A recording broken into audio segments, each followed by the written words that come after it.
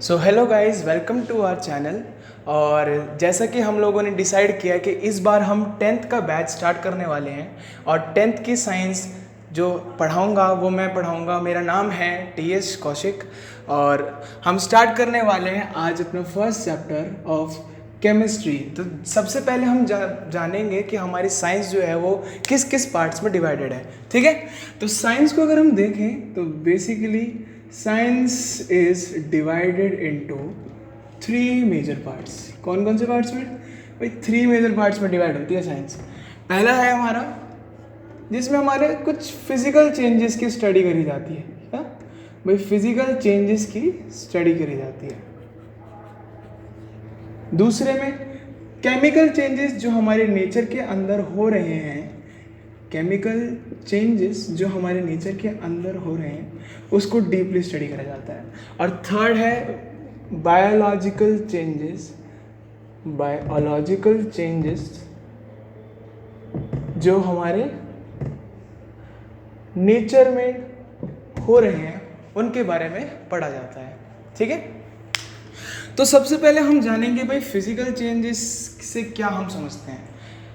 Physical changes अगर हम देखें तो physical changes if we talk about, तो फिजिकल चेंजेस अगर बात करें तो फिजिकल चेंजेस में क्या आता है भाई? कितना कोई चीज़ डिस्टेंस मूव करा, कितनी उसकी वेलोसिटी में चेंजेस आया, या फिर हम बात करेंगे कितने कितने उसके डायमेंशंस में डिफरेंस आया है, वो हम डिस्कस करेंगे फिजिकल चेंजेस में। और उसी का स्पेसिफिक नेम हमारी साइंटिफिक भाषा में कहा जाता है फिजिक्स।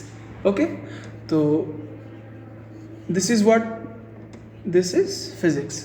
नाउ हमारे नेचर में काफ़ी सारे केमिकल चेंजेस होते हैं, राइट? केमिकल चेंजेस हम अभी पढ़ने वाले डिटेल में इसको। सो हमारे नेचर में जितने भी केमिकल चेंजेस होते हैं उनकी स्टडी को हम बोलते हैं केमिस्ट्री। ठीक है, व्हाट डू वी से? वी से it is chemistry. And at last the biological changes. Biological changes भाई जितनी भी हमारे नेचर में जीवित चीज़ें हैं, जितनी भी लिविंग थिंग्स हैं, उनकी स्टडी को हम बोलते हैं क्या? बायोलॉजी। ठीक है, अगर हम 10th क्लास की बात करी जाए तो इसमें कुछ भी सेपरेट नहीं है। सारी जितनी भी हमारे तीनों जो कंपोनेंट्स ऑफ साइंस हैं, that is physical physics and chemical chemistry and biological की बायोलॉजी, ये सारे मिक्स्ड हैं। तो हम सारा एक साथ पढ़ेंगे और फिर बाकी फर्दर क्लासेस में हम इसको जब 11th या 12th में आएंगे तो अगर किसी ने पीसीएम या पीसीबी ऑप्ट की होगी तो वो इसको अलग अलग पढ़ेगा, राइट? तो चलिए शुरू करते हैं हम अपना केमिस्ट्री के फर्स्ट चैप्टर से। तो first chapter of chemistry is what? Not chemistry, your first chapter of class 10th। Class 10th का भाई फर्स्ट चैप्टर कौन सा है? Chemical reactions and equations. हम फर्स्ट चैप्टर पढ़ेंगे chemical reactions and what? Equations. तो सबसे पहले तो हम इसको देखें भाई, केमिकल रिएक्शंस एंड इक्वेशंस हम इसमें पढ़ने क्या वाले हैं, एक्चुअली है क्या ये चीज़। तो केमिकल रिएक्शंस की अगर हम बात करें, शुरुआत करें, तो केमिकल रिएक्शन जितने भी हमारे नेचर में केमिकल चेंजेस हो रहे हैं, जितने भी हमारे नेचर में केमिकल चेंजेस अकर हो रहे हैं, उनको हम केमिकल रिएक्शंस बोलते हैं। क्या बोलते हैं? केमिकल रिएक्शंस बोलते हैं। तो इसकी एक स्पेसिफिक डेफिनेशन है, तो स्पेसिफिक डेफिनेशन हम अभी डिस्कस करेंगे। इससे पहले हम थोड़ा जान लेते हैं कि फिजिकल चेंजेस और केमिकल चेंजेस क्या होता है, क्योंकि बहुत ज़्यादा डीप नॉलेज अगर हमें होगी तो फर्दर ही हम उसके, जैसे कि आज सीबीएसई का नया पैटर्न आया है तो बुकिश नॉलेज का थोड़ा कम पढ़ाते हैं या बुकिश नॉलेज का थोड़ा कम आता है। It is totally up to your practical knowledge कि कितना आपने उसको डीपली पढ़ा है। So will go with chemical reactions and equations. तो केमिकल रिएक्शंस भाई, उससे पहले हम पढ़ेंगे केमिकल चेंजेस क्या होते हैं और फिजिकल चेंजेस क्या होते हैं। ठीक है, बेसिक डिफरेंस पढ़ेंगे, कोई इतना डीपली हम इसको नहीं पढ़ेंगे। हालांकि ये तो आप लोग के सिलेबस में नहीं है, बट अगर हम पढ़ रहे हैं केमिकल रिएक्शंस तो उससे पहले हमें जानना चाहिए कि भाई क्या क्या अंतर होता है इनमें। तो भाई केमिकल चेंजेस में अगर हम देखें तो केमिकल चेंजेस में हमारे 2 सब्सटेंस, 2 या और मोर देन 2, ठीक है, 2 और more than 2 substances are mixed together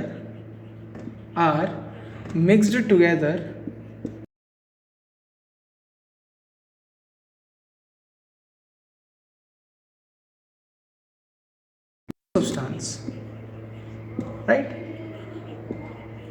भाई केमिकल चेंजेस में क्या होता है, चेंजेस कब अकर होते हैं, चेंजेस हमारे अकर होते हैं कि जब दो या दो से ज़्यादा सब्सटेंस मिलकर एक नया सब्सटेंस बनाते हैं, या फिर भाई जो हमारा न्यू सब्सटेंस बना है वो न्यू सब्सटेंस की जो स्टेट होगी that is different, state is different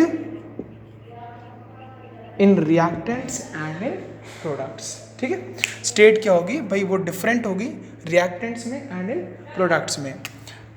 इसको भी थोड़ा सा थोड़ा सा कर लेते हैं। और फिजिकल चेंजेस में क्या होता है,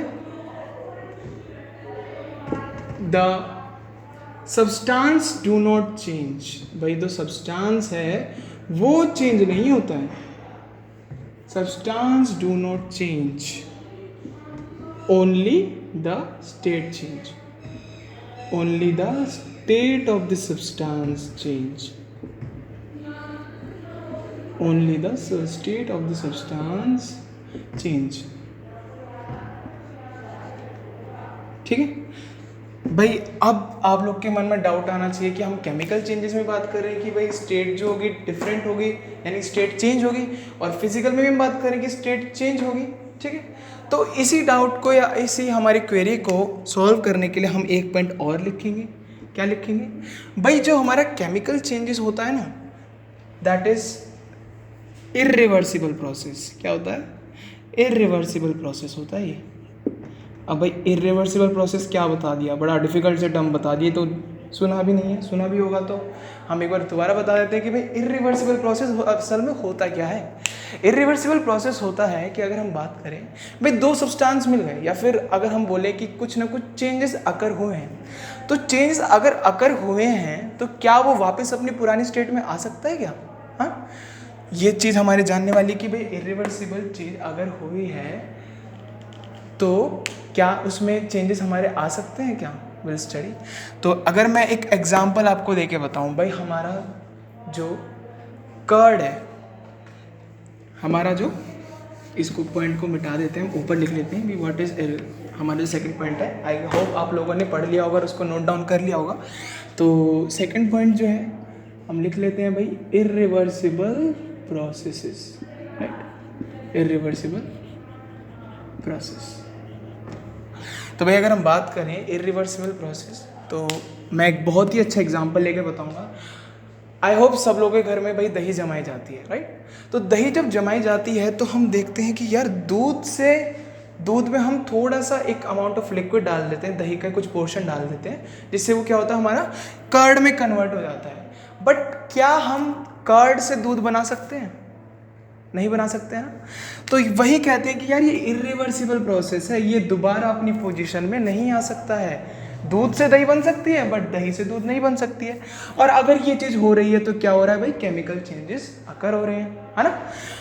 अब अगर फिजिकल चेंजेस की बात हम करें, if you talk about the physical changes, so we should say that भाई ये जो होता है ये रिवर्सिबल प्रोसेस होता है। क्या होता है ये भाई, रिवर्सिबल प्रोसेस होता है। ठीक है, ये क्या होता है, रिवर्सिबल प्रोसेस होता है। अब इसका भी एक अच्छा एग्जांपल देते हैं। आप लोगों ने अपने घर में आइस, सब ने फ्रीज़र में डालते हैं और उसको आइस बनाते हैं, है ना। पानी डालते हैं ट्रे में, आइस ट्रे में, और उससे क्या बनती है, आइस बनती है। तो आप जब उस आइस को नॉर्मल टेम्परेचर पर रखते हैं तो क्या होता है भाई, वो मेल्ट डाउन हो जाती है। क्या होती है, मेल्ट हो जाती है। और उसकी स्टेट क्या होती है भाई, पहले सॉलिड होती है, सॉलिड से वो किस में कन्वर्ट हो जाती है, वो कन्वर्ट हो जाती है लिक्विड में। तो इफ़ यू टॉक अबाउट कि यार अगर हम देखें तो वो उसकी स्टेट ही चेंज हो रही है। बट अगर हम देखें कि भाई हम बर्फ़ से पानी बना सकते हैं और पानी से भी बर्फ़ बना सकते हैं, वाइस वर्सा दोनों प्रोसेसेस हैं। तो अगर हम उस चीज़ को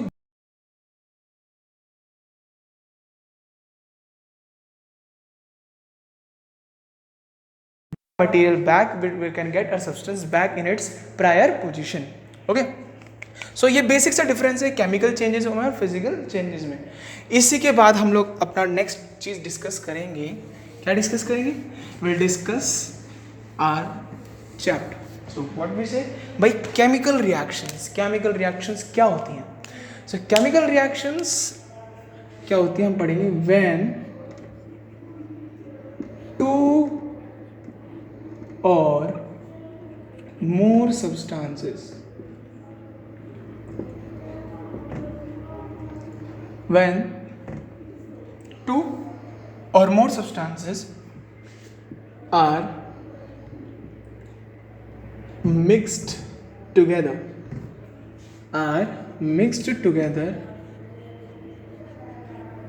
a new substance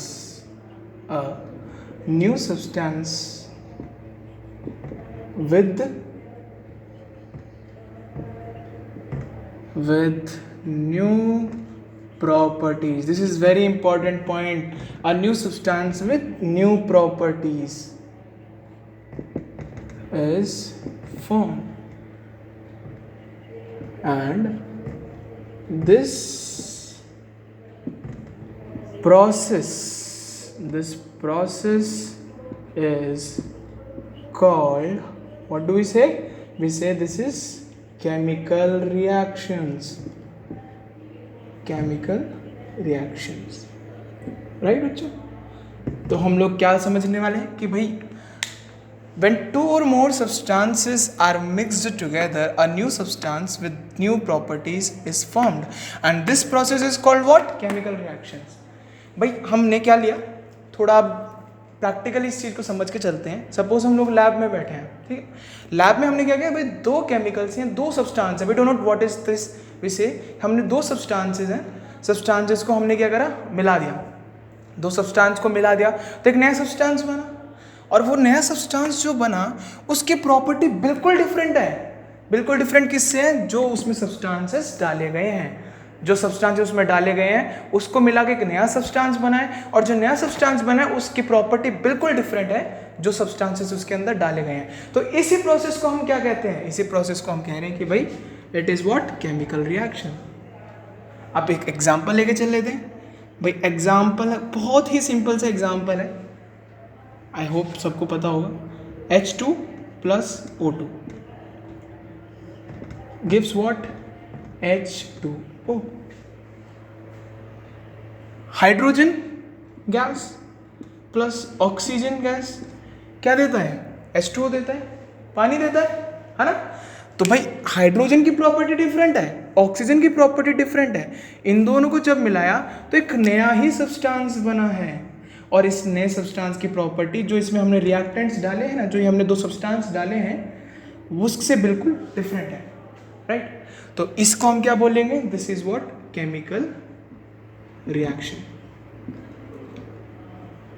okay students, now अब क्या है भाई, हमने पढ़ लिया कि केमिकल रिएक्शंस होती क्या है। अब हम आगे फर्दर प्रोसीड करेंगे भाई केमिकल इक्वेशंस क्या होती हैं, राइट। तो केमिकल इक्वेशंस क्या होती हैं?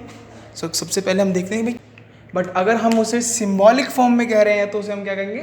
केमिकल इक्वेशन कहेंगे, राइट। तो इसी चीज़ को हम फर्दर डिटेल में स्टडी करेंगे अपनी नेक्स्ट वीडियो में।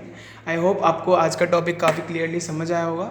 सो इसी के साथ हम आज की वीडियो को एंड करते हैं, and please do like, share and comment, and also don't forget to subscribe our channel.